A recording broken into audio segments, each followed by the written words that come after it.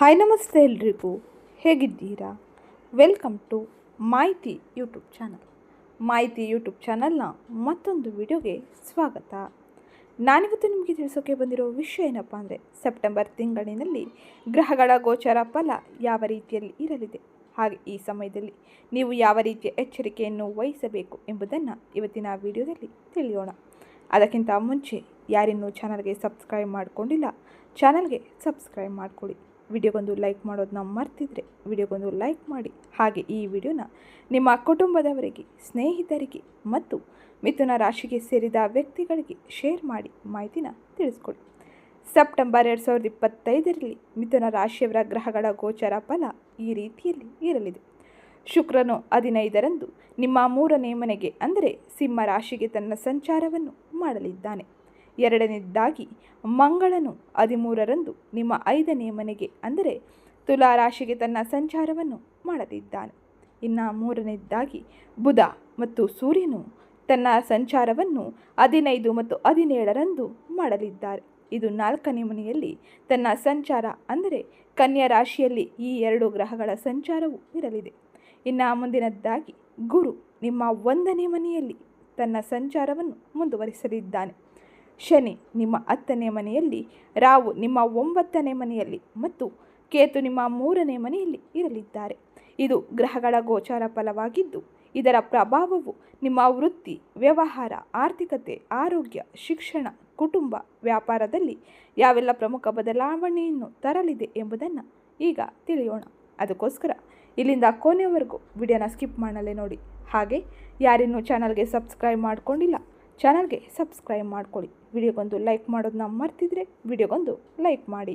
ಮಿಥುನ ರಾಶಿಯವರಿಗೆ ಮಾಸ ಭವಿಷ್ಯದಲ್ಲಿ ಸೆಪ್ಟೆಂಬರ್ 2025ರಲ್ಲಿ ಅನೇಕ ರೀತಿಯ ಬದಲಾವಣೆಯು ಆಗಲಿದ್ದು, ಈ ಸಮಯವು ನಿಮಗೆ ಉತ್ತಮ ಫಲಿತಾಂಶವನ್ನು ನೀಡುವ ಸಮಯವೆಂದೇ ಹೇಳಬಹುದು. ನಿಮ್ಮ ಜೀವನದಲ್ಲಿ ಬದಲಾವಣೆಗಳು ಮತ್ತು ಮನ್ನಣೆಗಾಗಿ ಅವಕಾಶಗಳೊಂದಿಗೆ ಸಕಾರಾತ್ಮಕ ಬೆಳವಣಿಗೆಯನ್ನು ನೀವು ನೋಡಲಿದ್ದೀರಿ. ಕುಟುಂಬ ಜೀವನ ಅದ್ಭುತವಾಗಿ ಇರಲಿದ್ದು, ಆದರೆ ಆರ್ಥಿಕ ವಿಷಯದಲ್ಲಿ ಎಚ್ಚರಿಕೆಯನ್ನು ನೀವು ವಹಿಸಬೇಕಾಗಿರಲಿದೆ. ಇದು ಬಹಳ ಎಚ್ಚರಿಕೆಯ ಅವಶ್ಯಕವಾಗಿರಲಿದೆ. ತಿಂಗಳ ಮಧ್ಯದಲ್ಲಿ ಗ್ರಹಗಳ ಗಮನಾರ್ಹ ಬದಲಾವಣೆಯು ನಿಮ್ಮ ಗೃಹ ವಾತಾವರಣದ ಮೇಲೆ ಬದಲಾವಣೆಯನ್ನು ತರಲಿದೆ. ಇದು ನಿಮ್ಮ ಮನೆಯ ಜೀವನದಲ್ಲಿ ಅವಕಾಶಗಳು ಮತ್ತು ಜವಾಬ್ದಾರಿಗಳನ್ನು ಹೆಚ್ಚಿಸಲಿದೆ. ಹಾಗಾದರೆ ಈ ಸಮಯದಲ್ಲಿ ವೃತ್ತಿ ಮತ್ತು ಉದ್ಯೋಗದಲ್ಲಿ ಯಾವೆಲ್ಲ ಪ್ರಮುಖ ಬದಲಾವಣೆಯನ್ನು ನೋಡಲಿದ್ದೀರಿ ಎಂಬುದನ್ನು ತಿಳಿಯೋಣ. ವೃತ್ತಿಪರವಾಗಿ ಮೊದಲ 2 ವಾರಗಳಲ್ಲಿ ನೀವು ಕೆಲಸದ ಹೊರೆಯನ್ನು ಕಡಿಮೆ ಮಾಡಿಕೊಳ್ಳಲಿದ್ದೀರಿ. ನಿಮ್ಮ 10ನೇ ಮನೆಯಲ್ಲಿ ಶನಿ ಇರುವುದರಿಂದಾಗಿ ನಿಮ್ಮ ಕಠಿಣ ಪರಿಶ್ರಮಕ್ಕೆ ಮನ್ನಣೆ ಸಿಗಲಿದೆ. ಸ್ಥಾನ ಅಥವಾ ಸ್ಥಳ ಬದಲಾವಣೆಗೆ ಕೆಲವು ಅವಕಾಶಗಳು ಸಿಗಲಿದ್ದು, ಈ ಸಮಯದಲ್ಲಿ ನೀವು ಕಂಡ ಕನಸನ್ನು ನನಸು ಮಾಡಿಕೊಳ್ಳಬಹುದು. ನಿಮ್ಮ 4ನೇ ಮನೆಯ ಮೇಲೆ ಗ್ರಹಗಳ ದೃಷ್ಟಿ ಉಂಟಾಗುವುದರಿಂದಾಗಿ ವೈಯಕ್ತಿಕ ಸಮಸ್ಯೆಗಳಿಂದಾಗಿ ನೀವು ಸ್ವಲ್ಪ ಸಮಯ ರಜೆ ತೆಗೆದುಕೊಳ್ಳಬೇಕಾಗಿ ಬರಲಿದೆ, ಅಥವಾ ಮನೆಯಿಂದ ಕೆಲಸ ಮಾಡಬಹುದಾಗಿ ನಿಮಗೆ ಅವಕಾಶವೂ ಕೂಡ ಸಿಗಲಿದೆ. ವಿಶೇಷವಾಗಿ 3ನೇ ವಾರದಿಂದ ಹೊಸ ಉದ್ಯೋಗವನ್ನು ಹುಡುಕುತ್ತಿರುವ ನಿರುದ್ಯೋಗಿಗಳು ಅಥವಾ ಉದ್ಯೋಗದಲ್ಲಿ ಇರುವವರು ಹೊಸ ಉದ್ಯೋಗಕ್ಕಾಗಿ ಪ್ರಯತ್ನಿಸುತ್ತಿದ್ದರೆ ಉತ್ತಮ ರೀತಿಯ ಅವಕಾಶಗಳು ನಿಮಗೆ ಸಿಗಲಿದೆ. ಮೊದಲ 2 ವಾರಗಳಲ್ಲಿ ಉತ್ತಮ ಅವಕಾಶಗಳು ಸಿಗುತ್ತದೆ, ಆದರೆ ಅವುಗಳನ್ನು ಸರಿಯಾದ ರೀತಿಯಲ್ಲಿ ನೀವು ನಿಭಾಯಿಸುವುದು ಬಹು ಮುಖ್ಯವಾಗಿರಲಿದೆ. ಇದು ವೃತ್ತಿ ಮತ್ತು ಉದ್ಯೋಗದಲ್ಲಿ ನೀವು ಅಂದರೆ ಮಿಥುನ ರಾಶಿಗೆ ಸೇರಿದ ಜನರು ಸೆಪ್ಟೆಂಬರ್ ತಿಂಗಳಿನಲ್ಲಿ ನೋಡುವ ಬದಲಾವಣೆಯಾಗಿರಲಿದೆ. ಇನ್ನು ಮುಂದಿನದ್ದಾಗಿ ಆರ್ಥಿಕ ಪರಿಸ್ಥಿತಿ ಯಾವ ರೀತಿಯಲ್ಲಿ ಇರಲಿದೆ ಎಂದು ನೋಡೋಣ. ಆರ್ಥಿಕವಾಗಿ ಈ ತಿಂಗಳು ಕಡಿಮೆ ಸಹಾಯಕವಾಗಿರಲಿದೆ, ಏಕೆಂದರೆ ನಿಮಗೆ ಅನಿರೀಕ್ಷಿತ ಖರ್ಚುಗಳು, ವಿಶೇಷವಾಗಿ ಆಸ್ತಿ ಅಥವಾ ವಾಹನಗಳಿಗೆ ಸಂಬಂಧಿಸಿದಂತೆ ಬಹಳ ಖರ್ಚುಗಳು ಬರಬಹುದು. ನೀವು ವಾಹನ, ಆಸ್ತಿ ಅಥವಾ ಕೆಲವು ಗೃಹೋಪಯೋಗಿ ವಸ್ತುಗಳ ಖರೀದಿಯಲ್ಲಿ ಹಣವನ್ನು ಖರ್ಚು ಮಾಡಲಿದ್ದೀರಿ, ಅಥವಾ ಅವುಗಳ ದುರಸ್ತಿಗಾಗಿ ಹಣವನ್ನು ನೀವು ವ್ಯಯ ಮಾಡಬೇಕಾಗಿ ಬರಬಹುದು.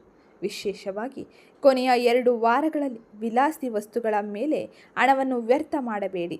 ಹಾಗೆ ಈ ಸಮಯದಲ್ಲಿ ನೀವು ನಿಮ್ಮ ಆರ್ಥಿಕ ಸಮಸ್ಯೆಗಳಿಗೆ ನೀವೇ ಕಾರಣರಾಗಲಿದ್ದೀರಿ. ಬಹಳ ಎಚ್ಚರಿಕೆ ಇರಲಿ. ಆರ್ಥಿಕ ಪರಿಸ್ಥಿತಿ ಸೆಪ್ಟೆಂಬರ್ ತಿಂಗಳಿನಲ್ಲಿ ಉತ್ತಮ ರೀತಿಯಲ್ಲಿ ಇರುವುದಿಲ್ಲ. ಬಹಳ ಎಚ್ಚರಿಕೆಯಿಂದ ನೀವು ನಿಮ್ಮ ಯೋಜನೆಗಳನ್ನು ರೂಪಿಸಿಕೊಂಡು ಆರ್ಥಿಕ ವ್ಯವಹಾರವನ್ನು ಮಾಡಬೇಕಾಗಿರಲಿದೆ.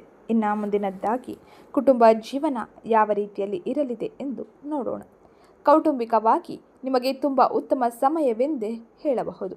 ನೀವು ಕುಟುಂಬ ಸದಸ್ಯರೊಂದಿಗೆ ಮನೆಯಲ್ಲಿ ಹೆಚ್ಚು ಸಮಯ ಕಳೆಯಬಹುದಾಗಿದ್ದು, ನಿಮ್ಮ ತಾಯಿಯ ಆರೋಗ್ಯವು ಉತ್ತಮವಾಗಿರಲಿದೆ.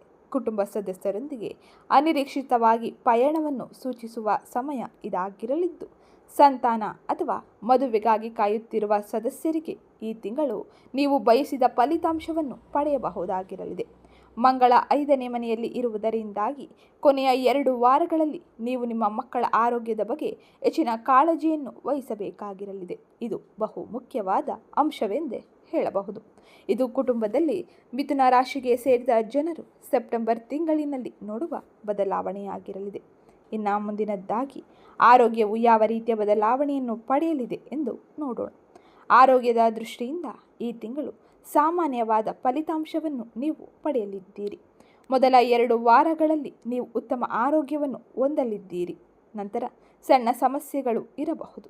ಅನಾರೋಗ್ಯಕರ ಆಹಾರವನ್ನು ನೀವು ಸೇವಿಸುವುದರಿಂದಾಗಿ ಹೊಟ್ಟೆಗೆ ಸಂಬಂಧಿಸಿದ ಸಮಸ್ಯೆಗಳು ಇರಲಿದೆ. ಹಾಗೆ ನಿಮ್ಮ ಆಹಾರ ಪದ್ಧತಿಯ ಬಗ್ಗೆ ನೀವು ಜಾಗರೂಕರಾಗಿ ಇರುವುದು ಉತ್ತಮ ಆರೋಗ್ಯವನ್ನು ನೀಡಲಿದೆ.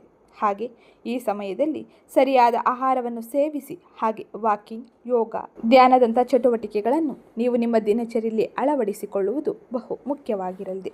ಇದು ಆರೋಗ್ಯದಲ್ಲಿ ಮಿಥುನ ರಾಶಿಯನ್ನು ಸೇರಿದ ಜನರು ಸೆಪ್ಟೆಂಬರ್ ತಿಂಗಳಿನಲ್ಲಿ ನೋಡುವ ಬದಲಾವಣೆಯಾಗಿರಲಿದೆ. ಇನ್ನು ಮುಂದಿನದ್ದಾಗಿ ವ್ಯಾಪಾರ ವ್ಯವಹಾರಗಳು ಯಾವ ರೀತಿಯಲ್ಲಿ ಇರಲಿದೆ ಎಂದು ನೋಡೋಣ. ವ್ಯಾಪಾರಸ್ಥರು ಉತ್ತಮ ಆದಾಯವನ್ನು ಮತ್ತು ವ್ಯವಹಾರದಲ್ಲಿ ಬೆಳವಣಿಗೆಯನ್ನು ಕಾಣುವ ಸಮಯ ಇದಾಗಿರಲಿದೆ. ಅವರಿಗೆ ಯಶಸ್ಸಿನ ತಿಂಗಳು ಇದಾಗಿದ್ದು, ಈ ತಿಂಗಳು ಕೆಲವು ಹೊಸ ಒಪ್ಪಂದಗಳು ಅಥವಾ ಸ್ಥಳ ಬದಲಾವಣೆಯ ಅವಕಾಶಗಳು ಸಿಗಲಿದೆ. ನೀವು ಹೊಸ ವ್ಯಾಪಾರ ಪಾಲುದಾರಿಕೆಯಲ್ಲಿ ಈ ಸಮಯದಲ್ಲಿ ಉತ್ತಮ ರೀತಿಯ ಫಲಿತಾಂಶವನ್ನು ಪಡೆಯಲಿದ್ದೀರಿ. ಹೊಸ ವ್ಯಾಪಾರವನ್ನು ಪ್ರಾರಂಭಿಸಲು ಇದು ಉತ್ತಮ ಸಮಯವೆಂದೇ ಹೇಳಬಹುದು. 2ನೇ ವಾರದ ನಂತರ ನೀವು ಹೊಸ ಒಪ್ಪಂದಗಳು, ಹೊಸ ವ್ಯವಹಾರಗಳನ್ನು ಮಾಡುವುದರಿಂದಾಗಿ ಉತ್ತಮ ರೀತಿಯ ಫಲಿತಾಂಶವನ್ನು ಪಡೆಯಬಹುದು. ವ್ಯಾಪಾರಿಗಳು ತಮ್ಮ ಕಠಿಣ ಪರಿಶ್ರಮಕ್ಕೆ ಮನ್ನಣೆಯನ್ನು ಪಡೆಯಲಿದ್ದಾರೆ. ಉತ್ತಮ ರೀತಿಯ ಲಾಭವನ್ನು ಪಡೆಯಲಿದ್ದಾರೆ. ಆದರೆ ಲಾಭಾಧಿಪತಿ ಮಂಗಳನು 5ನೇ ಮನೆಯಲ್ಲಿ ಇರುವುದರಿಂದಾಗಿ ಬಂದ ಲಾಭ ಸರಿಯಾದ ರೀತಿಯಲ್ಲಿ ಬಳಸಿಕೊಳ್ಳುವುದು ಬಹು ಮುಖ್ಯವಾಗಿರಲಿದೆ. ಇಲ್ಲವಾದರೆ ಆರ್ಥಿಕ ನಷ್ಟಗಳನ್ನು ಅನುಭವಿಸಬಹುದು. ಇದು ಮಿಥುನ ರಾಶಿಗೆ ಸೇರಿದ ವ್ಯಾಪಾರಸ್ಥರು ನೋಡುವ ಉತ್ತಮ ರೀತಿಯ ಬದಲಾವಣೆಯೆಂದೇ ಹೇಳಬಹುದು. ಇನ್ನು ಮುಂದಿನದ್ದಾಗಿ ವಿದ್ಯಾರ್ಥಿಗಳ ಜೀವನ ಯಾವ ರೀತಿಯಲ್ಲಿ ಇರಲಿದೆ ಎಂದು ನೋಡೋಣ. ವಿದ್ಯಾರ್ಥಿಗಳು ಸಾಮಾನ್ಯ ಸಮಯವನ್ನು ಈ ಸಮಯದಲ್ಲಿ ನೋಡಲಿದ್ದಾರೆ. ಬಹಳಷ್ಟು ಕಷ್ಟಪಟ್ಟ ನಂತರವೇ ನಿರೀಕ್ಷಿತ ಫಲಿತಾಂಶವನ್ನು ಪಡೆಯಬಹುದು. ಸ್ವಲ್ಪ ಅಜಾಗರೂಕತೆ ಮಾಡಿದರೂ ಕೂಡ ಸಮಸ್ಯೆಗಳು ಉದ್ಭವಿಸುವ ಸಮಯ ಇದಾಗಿರಲಿದೆ. ನಿಮ್ಮ ಪರೀಕ್ಷೆಗಳನ್ನು ಗಂಭೀರವಾಗಿ ತೆಗೆದುಕೊಳ್ಳಿ. ಕೊನೆಯ ವಾರದಿಂದ ನಿಮ್ಮ ಅಧ್ಯಯನದ ಬಗ್ಗೆ ಉತ್ತಮ ಬದಲಾವಣೆಯನ್ನು ಮತ್ತು ಏಕಾಗ್ರತೆಯನ್ನು ನೀವು ಕಾಣಲಿದ್ದೀರಿ. ನಿಮ್ಮ 5ನೇ ಮನೆಗೆ ಮಂಗಳನ ಪ್ರವೇಶದಿಂದಾಗಿ ವಿದ್ಯಾರ್ಥಿಗಳು ತಮ್ಮ ಅಧ್ಯಯನದ ಬಗ್ಗೆ ಹೆಚ್ಚು ಬದಲಾವಣೆಯನ್ನು ಹೊಂದಲಿದ್ದಾರೆ. ಆದರೆ ಪರೀಕ್ಷೆಗಳ ಸಮಯದಲ್ಲಿ ಒತ್ತಡ ಹೆಚ್ಚಾಗಬಹುದು. ಆದ್ದರಿಂದ ಶಾಂತವಾಗಿರುವುದು ಮತ್ತು ಸಮಯವನ್ನು ಪಾಲಿಸಿ ಉತ್ತಮ ರೀತಿಯ ವಿದ್ಯಾಭ್ಯಾಸವನ್ನು ಮಾಡುವುದು ಬಹು ಮುಖ್ಯವಾಗಿರಲಿದೆ.